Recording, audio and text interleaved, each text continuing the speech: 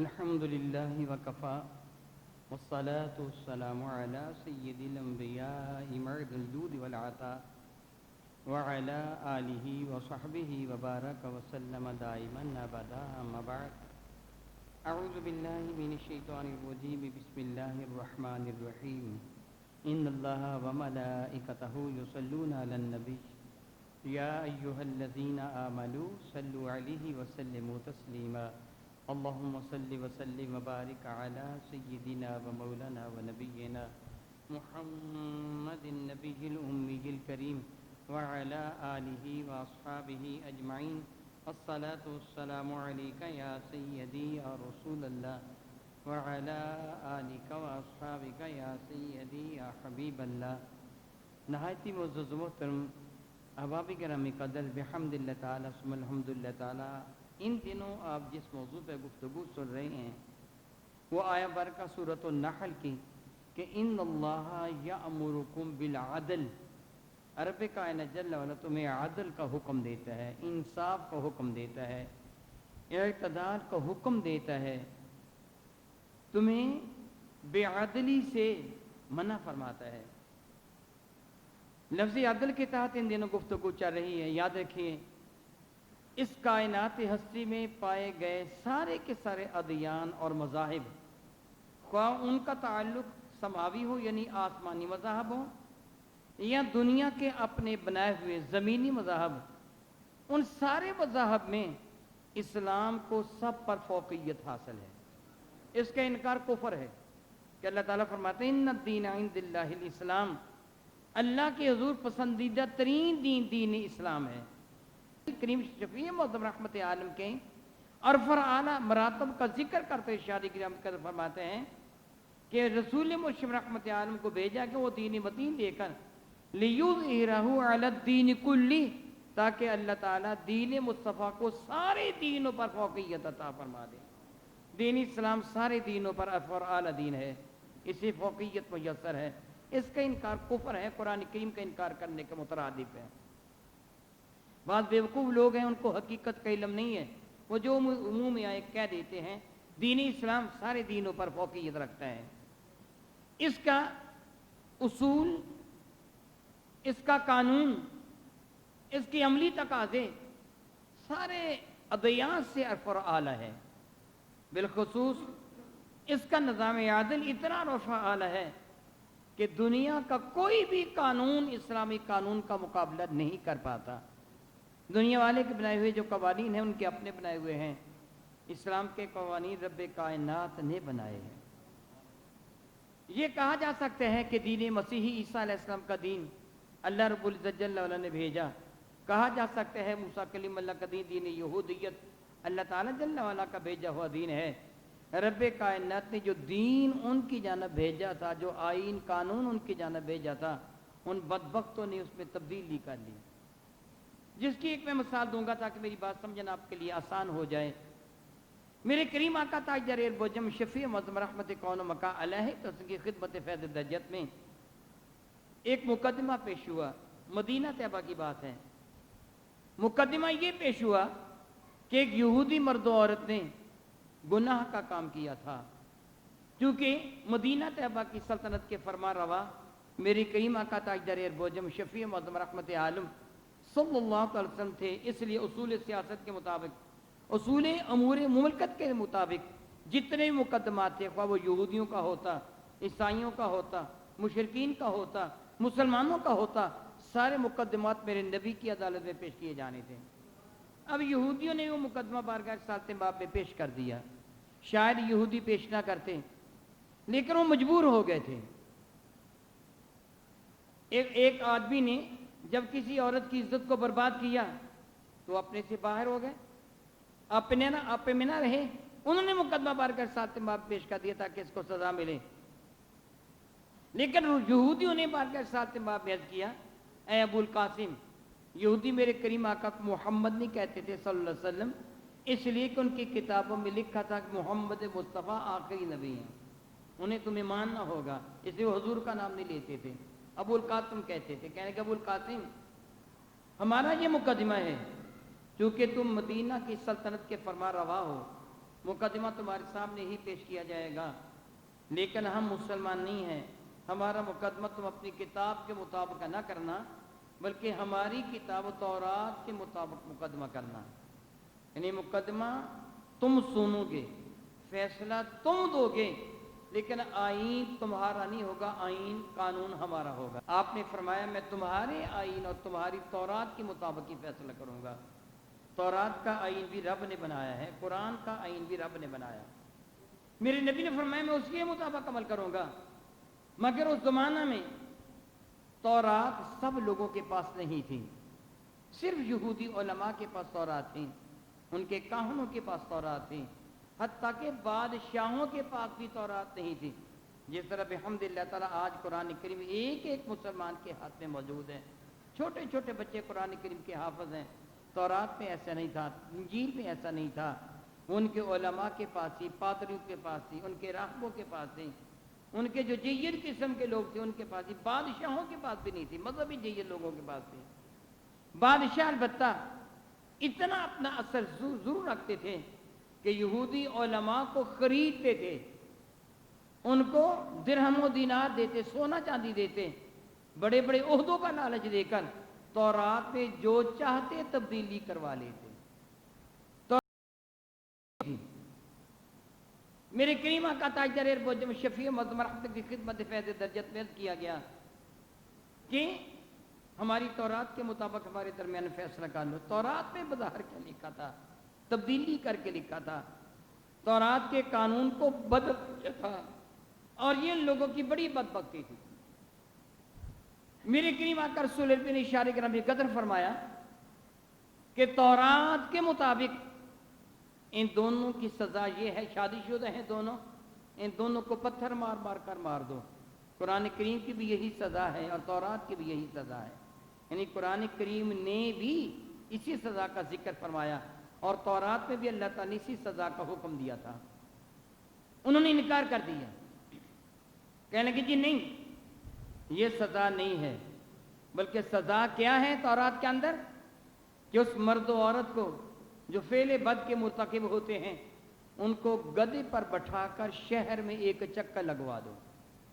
इस जगह में आपको ये एहसास दिला दूं, गधे की सवारी हम मायूब समझते हैं, बुरी समझते हैं, ऐब वाली समझते हैं, शर्म वाली समझते हैं, लेकिन अहले अरब के यहाँ गधे की सवारी मायूब नहीं थी, बल्कि वो तो बड़े शौक से गधे की सवारी करते थे। ज़िम्नन मैं आपको अर्ज कर दूं, गधे की सवारी करना मेरे नबी की सुन्नत है सल्लल्लाहु तआला अलैहि हबीबिही दाइमान अबदा। मेरे करीम आका जिस गधे की सवारी फरमाया करते थे उसका नाम याकूर था। गधे की सवारी को अहले अरब बहुत तरजीह देते थे। सबब उसका ये था कि आप जानते हैं कि ऊंट होते हैं, उस पर बैठने वाला सवार मुसलसल ऐसे ऐसे हिलता रहता है, सुकून के साथ नहीं बैठता, और ऊंचा होता है, खुदा न खास्ता उसके ऊपर से अचानक उतरना पड़े तो उतरना मुश्किल होता है। छलांग लगा के आदमी उतरेगा तो फिर हाथों के टूट जाने का अंदेशा है। ऊंट को बैठाकर देर के बाद उतरना होता है। गधे की सवारी इतनी आरामदेह होती है, आसानी के साथ आदमी सवार भी होता है, आसानी के साथ नीचे भी उतर आता है। घोड़े की सवारी भी तेज रफ्तार होती है। नरमो नाज़िक अंदाज ख्वातीन या बूढ़े वो भी घोड़े की सवारी नहीं कर सकते कि बाद का सरकश घोड़ा दौड़ पड़ता है, जिस बिना पर सवार के गिर जाने का अंदेशा होता है। गधे में ये बात नहीं होती, इसलिए गधे की सवारी को अहमियत दी जाती है। ज़िम्नन बात कर रहा हूँ, क्या मुझे बताएंगे बना कि जब हज़रत सैयदा हलीमा सादिया रज़ियल्लाहु ताला अन्हा मेरे नबी को गोद में लेने के लिए मक्का में आई थी, तो हलीमा सादिया की सवारी कौन सी थी? जी हाँ, मादा दराज गोश गधी की सवारी थी। मेरे नबी को इसी सवारी पर सवार करके लेके गई थी, ऊंटनी पर नहीं। ऊंटनी पर सामान लदा हुआ था, ऊंटनी दूध के लिए साथ ली हुई थी, सवारी के लिए गधी थी। ऊंटनी पर आपका काम तो सवार हो जाता, लेकिन हजरत हलीमा सादिया गधी पर सवार थी और इसी पर मेरे नबी को सवार करके लेके गई थी। और जब मेरे करीम आका को सवार किया था तो ये गधी हरम काबा में आई थी। सबसे पहले हरम काबा को सजदा किया था, फिर सफर पर रवाना हुई थी।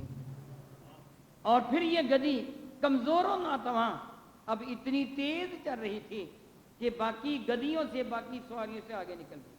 باقی جو خواتین بنو سعد کے علاقہ سے آنے والی تھی انہوں نے پوچھا تھا حلیمہ جس سواری پر سوار ہو کے تم آئی تھی, جس گدی پر, اونٹی تو تیز چلتی ہے نا, جس گدی پر سوار ہو کے تم آئی تھی وہ تو ناتوان تھی, وہ تو کمزور تھی, وہ چل نہیں سکتی تھی. ان مکہ والوں نے جو تجھے بیٹا دیا ہے پرورش کرنے کے لیے, تو کیا بیٹے کے ساتھ ساتھ سواری بھی دی ہے کہ اتنی تیز رفتار ہم سب سے آگے نکل گئی؟ پہلے تو اسے چلا نہیں جاتا تھا. حضرت حلیمہ نے جواب دیا تھا سواری وہی ہے, یہ ساری کی ساری برکت اس سوار کی ہے جو سواری پر سوار ہے.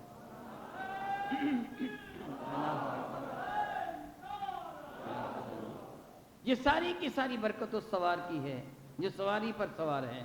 یعنی گدی کی سواری یا گدے کی سواری کوئی عیب نہیں تھا بلکہ عزت کی نشانی تھی, اچھا سمجھا جاتا تھا. آپ یہ بھی جانتے ہیں کہ امریکہ میں ایک سیاسی پارٹی کا انتخابی نشان بلا کیا ہے؟ گدا. امریکہ کی بہت بڑی سیاسی پارٹی کے انتخابی نشان گدا ہے. ہم بر صغیر میں گدے کو بیوقوف کہتے ہیں, دنیا والے اس کو بیوقوف نہیں کہتے, اس کی سواری کی تعظیم و توقیر کی جاتی ہے. تو میں کہہ رہا تھا کہ یہودیوں میں تورات میں کیا لکھا تھا کہ جو مرد و عورت ایسا فعل بد کر بیٹھے اسے گدے پر سوار کر دو, یعنی عزت کی سواری پر. ان کے نزدیک گدے کی سواری عزت کی سواری تھی. میں آپ کو بھی یہ کہوں گا کبھی گدے کی سواری کو ذلت کی سواری نہ کہیں, میرے قریب نے سواری فرمائی ہے, عزت کی سواری ہے. عزت کی سواری پہ بٹھا کر اس کو ایک چکر دے دو, یہ سزا پوری ہو جائے گی. میرے نبی نے فرمایا ٹھیک ہے میں تمہاری تورات کے مطابق عمل کرتا ہوں, رجم کی سزا, اس کو رجم کی سزا دے دو. انکار کر دیا انہوں نے, نہیں ہماری تورات میں یہ نہیں ہے, بلکہ ہماری تورات میں اس کو گدے پر بٹھاؤ, گدے پر بٹھا کے مدینہ شہر کا ایک چکر دے دو اور پھر ان کو آزاد کر دیا جائے. میرے کریم نے فرمایا نہیں, تورات کے لے کے آؤ. وہ سمجھتے تھے, ان کو کیا پتا ہماری تورات میں کیا لکھا ہے. تورات آ گئی, ان کے بڑے عالم ابن سوریہ کو کہا گیا اور پڑھو تورات. اسے تورات پڑھنا شروع کی, اپنی طرف سے بڑھایا گیا یہ جملہ سنا دیا جو مرد و عورت شادی شدہ اس فعل بد کے مرتکب ہوں ان کو گدے پر بٹھا کر شہر میں ایک چکر لگا کر ان کو چھوڑ دیا جائے, گویا ان کی محض تشہیر کر دی جائے. انہوں نے یہ عمل کیا, اس کے سوا کچھ نہیں. میرے کریم میں اگلی عبارت بھی پڑھو, کہنے لگے جی ہے ہی یہ, اس کے سوا ہے ہی کچھ نہیں. میرے کریم آقا نے حضرت عبداللہ ابن السلام کو فرمایا عبد السلام اٹھ کے کھڑے ہو جاؤ. عبداللہ اٹھو. عبداللہ ابن السلام یہودیوں کے بڑے پائے کے عالم تھے جو میرے کریم آقا کے دامن کم سے وابستہ ہو چکے تھے. سیدنا عبداللہ ابن السلام رضی اللہ تعالیٰ اٹھے, آگے بڑھے, اس یہودی کا ہاتھ اٹھایا, ابن سوریہ کا ہاتھ کے نیچے وہ آیت موجود تھی جو رب کائنات نے نازل فرمائی تھی کہ ان کو رجم کر کے ہلاک کر دیا جائے. میں نے کہا ان لوگوں نے بدل دیا تھا تورات کو, تبدیل کر دیا تھا. آپ کے ہمسایہ ملک بھارت کی حالت کیا تھی اور ہے, ان کے ہاں سب سے زیادہ عزت والا برہمن ہوتا ہے. برہمن ان کے ہاں تو معاذ اللہ خدا کا اوتار ہے. آپ سادات کرام کی وہ عزت نہیں کرتے, آپ اپنے علماء کی وہ عزت نہیں کرتے جو ہندو اپنے برہمن کی کرتے ہیں. اس کے بعد کھشتری آتے ہیں, پھر عام ہندو آتے ہیں, اور سب سے پستر درجہ ان کے ہاں شودر کا ہوتا ہے. سن کر آپ حیران ہوں گے, جو بڑے بوڑھے ہیں ان کو تو اس بات کا علم ہے جو ہندوستان سے ہجرت کر کے پاکستان میں تشریف لائے ہیں, ان کے رسم و رواج کے واقف ہیں کہ ہندوؤں کے ہاں برہمن کو کتنا بڑا جرم ہی کر دے, حتیٰ کہ برہمن شودر کو قتل بھی کر دے, بدکاری کا مجرم بنے, کچھ بھی کرے, برہمن کو کوئی بڑی سزا نہیں دی جا سکتی, نہ قتل کی نہ عمر قید کی سزا, معمولی سرزنش ہوگی, اس کے بعد برہمن آزاد ہے. لیکن اس کے برعکس شودر کی حالت کیا ہے؟ اگر وہ برہمن جس کے پاس ان کے وید کی کتابیں 4 وید ہیں ہندوؤں کے, برہمن وید پڑھ رہا ہو, شودر سن لے, جیسا تم قرآن کریم پڑھتے ہو نا, قرآن کریم تو بہت اعلیٰ کتاب ہے, مثال نہیں دی جا سکتی, میں آپ کو سمجھانے کے لیے کہہ رہا ہوں. ہمارے ہاں کیا ہے, سبحان اللہ, اسلام کا اور اعلیٰ قانون ہے, ایک بندہ قرآن پاک پڑھے, رب کریم کی اس پر بھی رحمت نازل ہوتی ہے.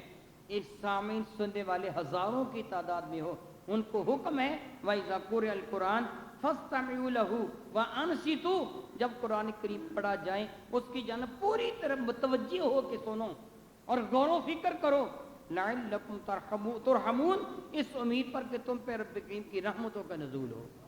وہ جب قرآن پاک کی تلاوت کی جاتی ہے تو باتوں کا کرنا منع حرام ہے، خاموشی کے ساتھ توجہ کے ساتھ سننا ہوگا، اور سننے والوں پر اللہ کی رحمت نازل ہوتی ہے۔ یہ قرآن کی شان ہے، مگر ان کے وید کی حالت کیا ہے؟ ہندوؤں کا قانون ہے، برہمنوں کا قانون ہے، اگر برہمن اپنے گھر میں کسی محفل میں وید پڑھ رہا ہو اور اس کی آواز شودر کے کان میں پڑ جائے، شودر کو گرفتار کر لیا جائے گا، تو انہیں وید کو سنا کیوں ہے؟ اور معاذ اللہ تعالیٰ سماذ اللہ تعالیٰ، کتنی بڑی سزا، کتنی بڑی سزا۔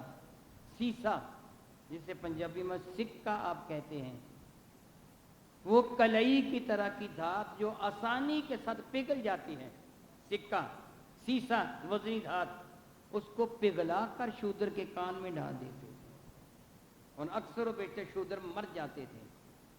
کوئی بہت نرمی کا سلوک کرتا تو یہ کرتا تھا کہ تیل شدید گرم کر کے شودر کے کان میں ڈال دیا، سب کچھ جلا دیا جاتا۔ کیوں جلا دیا جاتا ہے؟ اس نے وید کو سنا کیوں ہے؟ برہمن وید پڑھ سکتا ہے، شودر کا پردہ تو کرنا سن بھی نہیں سکتا۔ اگر برہمن کسی شودر لڑکی کے ساتھ جو چاہے کرے اسے سزا نہیں، معمولی سرزنش ہے، لیکن اگر شودر برہمن لڑکی کو ہاتھ بھی لگا دے گا، اس کا ہاتھ کاٹ دیا جائے گا، جو اس کو قتل کر دیا جائے گا۔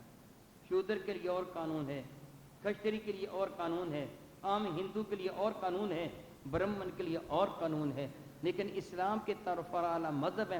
زمانہ جانتا ہے، فتح مکہ کے بعد جب وہ چوری کا مقدمہ پیش ہوا تھا، جو آپ بہت مرتبہ سن چکے ہیں، میرے نبی نے ایک تاریخی جملہ کیا فرمایا تھا، پہلی قوموں کی تباہی کا سبب ہی یہ تھا کہ جب ان میں کوئی صاحب ثروت چوری کرتا یا جرم کرتا، اس پر پردہ ڈال دیا جاتا، وہ غریب جرم کرتا اس کو سزا دے دی جاتی۔ یہ جرم قبیلے بنو مخزوم کی عورت نے کیا ہے، مجھے قسم سے رب کائنات کی، یہ کہہ کے میرے نبی نے ایک ایسی ذات بابرکات کا نام لیا کہ جس سے اعلیٰ خاتون شاید رب کائنات نے پیدا ہی نہیں کی ہے، ان کا نام لے کے کہا مجھے قسم ہے رب کائنات کی، اگر وہ چوری کرتی ہاتھ اس کا بھی کاٹ دیا جاتا۔ اسلام پر اعلیٰ مذہب ہے، اس کے آئین اور قانون کا مقابلہ دنیا کا کوئی آئین اور قانون نہیں کر سکتا۔ عیسائیوں کے ہاں اپنے آپ کو بڑے و انصاف پسند مانتے ہیں، پوپ کی حیثیت اتنی عرف اور اعلیٰ ہے، اس کو گناہ کی سزا کون دے گا؟ وہ تو خود لوگوں کے گناہ معاف کرتا ہے۔ عیسائیوں کے ہاں پوپ کو یہ مرتبہ منصب حاصل ہے، وہ عیسائیوں کے گناہ معاف کرتا ہے۔ خواتین و حضرات، پیسے لے کر، سونا چاندی لے کر گناہ معاف کرتا ہے، اس کو پوچھنے والا کون ہے؟ لیکن اسلام اس قدر عرف اور اعلیٰ مذہب ہے، سن کر آپ حیران ہوں گے۔ زمانہ تھا حضرت سیدنا علی المرتضیٰ کا کرم اللہ تعالی وجہ الکریم۔ سیدنا علی مرتضیٰ کرم اللہ وجہ الکریم نے اپنا دارالخلافہ مدینہ طیبہ سے منتقل کر کے کوفہ میں مقرر فرما لیا تھا۔ سبب اس کا یہ تھا کہ حضرت سیدنا عثمان غنی رضی اللہ تعالیٰ کے مرتبہ شہادت پر فائز ہو جانے کے بعد مدینہ طیبہ میں دو واضح گروہ بن گئے تھے، ایک حضرت سیدنا عثمان غنی کے حامی اور دوسروں کا خیال تھا معاذ اللہ تعالیٰ سماذ اللہ تعالیٰ ان لوگوں کا جو حضرت عثمان غنی کے حامی تھے، ان کا خیال تھا کہ حضرت عثمان غنی کے جو قاتل ہیں وہ حضرت علی کی فوج میں شامل ہو گئے ہیں، اس لیے ایک دوسرے کے مد مقابل ہیں، حالانکہ حقیقت یہ نہیں تھی۔ اسی غلط فہمی کی وجہ سے وہ جنگ ساری کی ساری ہوئی تھی۔ حضرت سیدنا علی مرتضیٰ نے خانہ جنگی سے بچنے کے لیے کہ مسلمانوں کے درمیان کچھ تو خون نہ ہو، مدینہ طیبہ اس ریشہ دوانیوں سے، اس فتنے سے محفوظ رہے، مدینہ طیبہ میں کوئی جھگڑا نہ ہو، حضرت علی نے مدینہ طیبہ کی عظمت کی وجہ سے دارالسلطنت دارالخلافہ کوفہ میں منتقل کر لیا تھا۔ حضرت علی مرتضیٰ نے کوفہ کی شرعی عدالت کا چیف جسٹس حضرت سیدنا قاضی شرح کو مقرر کیا۔ اب امیر المومنین حضرت علی المرتضیٰ ہے۔ یوں کہیے کہ آج کل کا کوئی صدر، کوئی وزیر اعظم کوئی بادشاہ آج کا وہ اختیارات نہیں رکھتا جو اختیارات امیر المومنین کے ہوتے ہیں. امیر المومنین سیاہ و سفید کا مالک ہے، لیکن اس کے سارے احکامات عین شریعت مطہرہ کے مطابق ہیں، وہ اپنی مرضی نہیں کرتا. یہ خلفاء دراصل خلفائے رسول تھے، رسول اللہ کے خلفاء تھے، حضور کے جانشین تھے.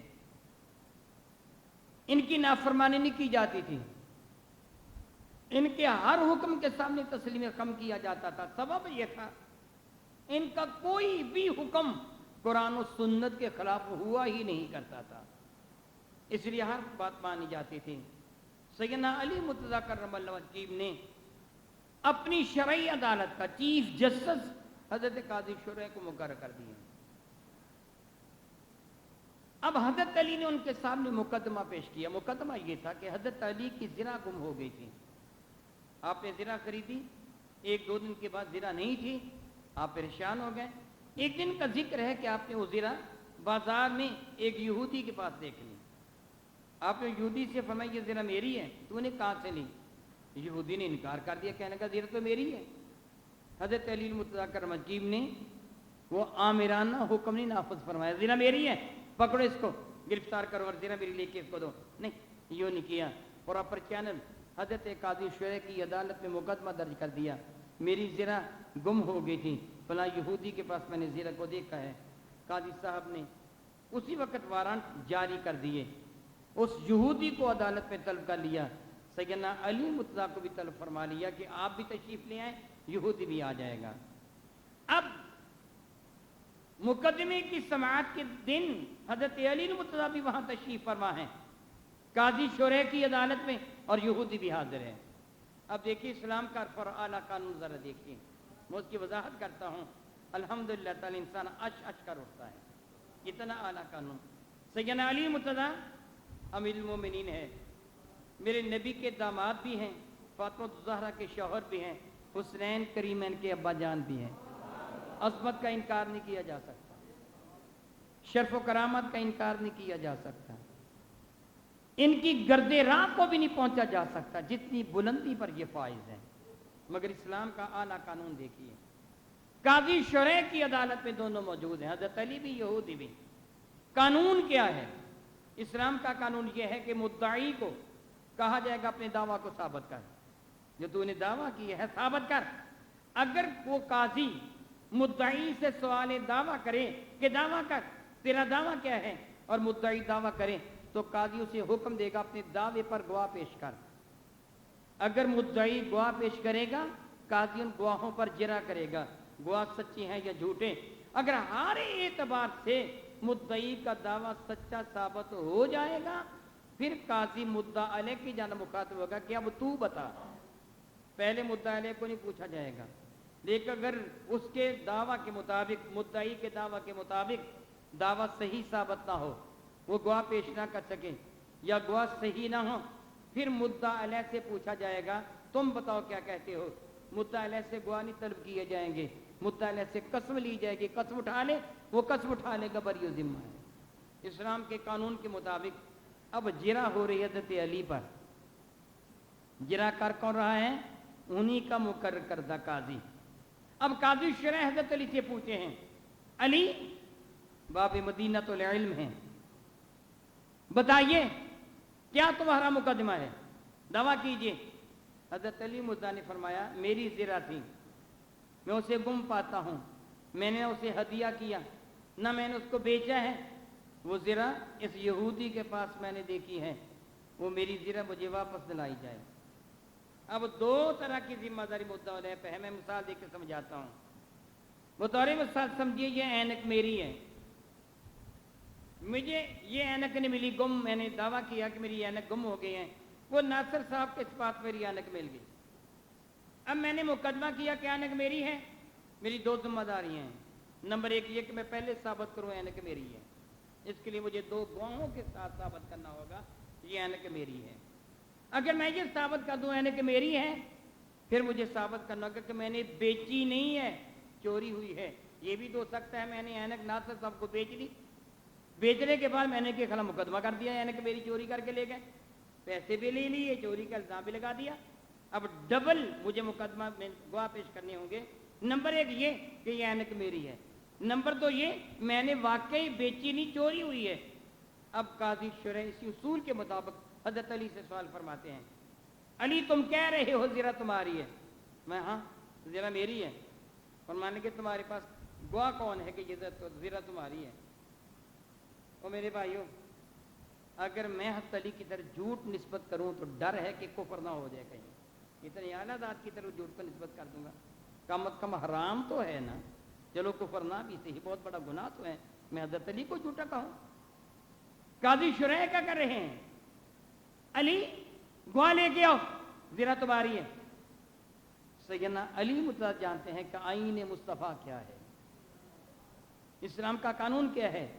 قاضی صاحب کو سیدنا علی مطلق نے جواب نے فرمایا، قاضی صاحب میں نے بہت عرصہ زرہ اپنے پاس ہی رکھی، ایک دن پہلے خرید کے لایا، اگلے دن گم ہو گئی، اس لیے بہت سارے آدمی گواہ نہیں، البتہ میرا بیٹا حسن، میرا بیٹا حسین دونوں گواہ ہیں. یہ بچے نہیں تھے، جوان تھے، یہ دونوں گواہ ہیں. سبحان اللہ. اے قاضی شریف میں تمہاری عظمت کے بھی قربان جاؤں. حضرت قاضی شرح جواباً عرض کرتے ہیں، اے باب مدینۃ العلم، تم بہت اچھی طرح جانتے ہو، تمہیں سمجھانے کی ضرورت نہیں، رسول رحمت نے باپ کے حق میں بیٹوں کی گواہی کو رد کرا دیا ہے، نہیں قبول کی جائے گی گواہی. بیٹے باپ کے حق میں تو گواہی دے دیتے ہیں محبت کی وجہ سے، نہیں قبول کروں گا. سیدنا علی مطلق فرمانے کے، قاضی صاحب تم ان کی گواہی کو رد کر رہے ہو جو جنت کے جوانوں کے سردار ہیں. حسن و حسین یہ جنت کے جوانوں کے سردار ہیں. قاضی صاحب تم ان کی گواہی کو رد کر رہے ہو جو جنت کے جوانوں کے سردار ہیں. چرا ہو رہی ہے. اور جناب قاضی صاحب جواب کیا دیتے ہیں؟ جو اپنے پر عرض کرتے ہیں، اے باب مدینۃ العلم، سر آنکھوں پر وہ نوجوانان جنت کے سردار ہیں، مگر آئین مصطفیٰ یہ ہے کہ باپ کے حق میں بیٹے کی گواہی قبول نہیں ہے. بیٹے ہیں نا تمہارے، اس کا انکار نہیں کہ ان کی عظمت کتنی ہے. بات آئین کی ہے، قانون کی ہے. قانون کے مطابق باپ کے حق میں بیٹے کی گواہی نہیں مانی جائے گی. قیامت تک کے لیے قانون بن رہا ہے میرے بھائی، ایک اصول بن رہا ہے. علی مظفر فرمان کے چلو ٹھیک ہے، زیادہ ضد نہیں کی. ہاں البتہ میرا غلام کمبر وہ بھی اس بات کا گواہ ہے کہ یہ زرہ میری ہے. قاضی صاحب مسکرا دیے، کہنے کے باب مدینۃ العلم تمہیں بتانے کی ضرورت نہیں، تم اچھی طرح جانتے ہو کہ آقا کے حق میں غلام کی گواہی بھی قبول نہیں ہوا کرتی. غلام آقا سے ڈرتا ہے، وہ گواہی جھوٹی بھی دے سکتے ہیں. آئین اور قانون بن رہا ہے قیامت تک کے لیے. آقا کے حق میں غلام کی گواہی قبول نہیں. علی اور کوئی گواہ ہے؟ علی مدعا نے جواب دیا، جی نہیں، اور کوئی بھی گواہ نہیں. اب قاضی صاحب نے اپنا چہرہ حضرت علی کی جانب سے اور یہودی کی جانب موڑ دیا. اب تک یہودی سے پوچھا ہی نہیں ذرا کہاں سے لی ہے، کیا ہے. آج کا زمانہ ہوتا بیچارے کا کورٹ مارشل کر دیا جاتا، پوچھا تک نہیں ہوتے. لیکن اب اس کی جانب مخاطب ہو کے فرمانے کے یہودی کو، اے فلاں میں معذرت چاہتا ہوں تجھے تکلیف دی. علی اپنا دعویٰ ثابت نہیں کر سکے، زرہ تمہاری ہے، جاؤ باعزت بری کرتا ہوں، لے جاؤ. اب وہ یہودی بھی کمرے عدالت سے باہر نکلیں اور باب مدینۃ العلم بھی اسی طرح کمرے عدالت سے باہر تشریف لائیں. کوئی ناراضگی نہیں ہے، اپنے قاضی پر ناراض نہیں ہوئے تو نے یہ کیا کیا، کیوں کیا. مجھے یہودی کے مقابلے میں معاذ اللہ ایسے ایسے کر کے دکھا دیا، میری توہین کر کے رکھ دی تو نے، میری عزت نفس کا لحاظ رکھا. وہ یہودی تھا، میں تیرا آقا تھا، امیر المومنین تھا، وہ میری بلی مجھے کیوں میں نہیں کچھ نہیں کہا. اسی طرح کمرے عدالت سے باہر جب نکلے تو یہود نے علی مزا کا ہاتھ تھام لیا، کہنے لگا علی میں اس دین کی عظمت کو سلام کرتا ہوں. اتنا اعلیٰ دین، اتنا اعلیٰ دین. کعبہ کے رب کی قسم، قاضی نے تجھ پر اس انداز سے زرہ کی ہے، حالانکہ تو امیر المومنین تھا، جیسے ایک معمولی بندے پہ زرہ کی جاتی ہے، ایک عام انسان پہ زرہ کی جاتی ہے. اور قاضی صاحب نے تیرے وہ بیٹے جو ان کے نزدیک بہت ہی محترم ہیں، ان کی گواہی کو بھی رد کر دیا. اے علی میں چور ہوں، زرہ میں نے چرائی ہے، لیجئے زرہ، مگر زرہ لینے سے پہلے ہاتھ بڑھائیے، میں کلمہ طیبہ پڑھ کے مسلمان ہونا چاہتا ہوں، تمہاری بیعت ہونا چاہتا ہوں، میں اس دین کی عظمت کو سلام کرتا ہوں۔ اتنا اعلیٰ دین، اتنا اعلیٰ دین، حضرت علی مرزا نے اس کو مسلمان کر لیا، مسلمان کر کے فرمان کہ زرہ واقع میری ہے، تو نے تسلیم کر لیا ہے کہ زرہ آپ کی ہے، لیکن اب یہ زرہ میری نہیں، میں تجھے توفتاً عطا فرماتا ہوں، یہ زرہ لے جا۔ اسلام کا آئین ہے، اسلام کا قانون ہے۔ تو اب کیا فرماتے ہیں؟ یا ایھا الذین آمنوا کونوا قوامین بالقسط، ایمان والو انصاف پر ڈٹ جاؤ، سچی بات کہہ دو، ڈرو نہیں۔ یہ کون ہے جس کے خلاف تم سچی بات کہہ رہے ہو؟ یاد رکھو اللہ تعالیٰ سب سے عرف اور اعلیٰ ہے۔ انشاءاللہ تعالیٰ اسی موضوع پر مزید گفتگو اللہ نے چاہا تو آئندہ جمعۃ المبارک ہوگی۔ وآخر دعوانا ان الحمد للہ رب العالمین۔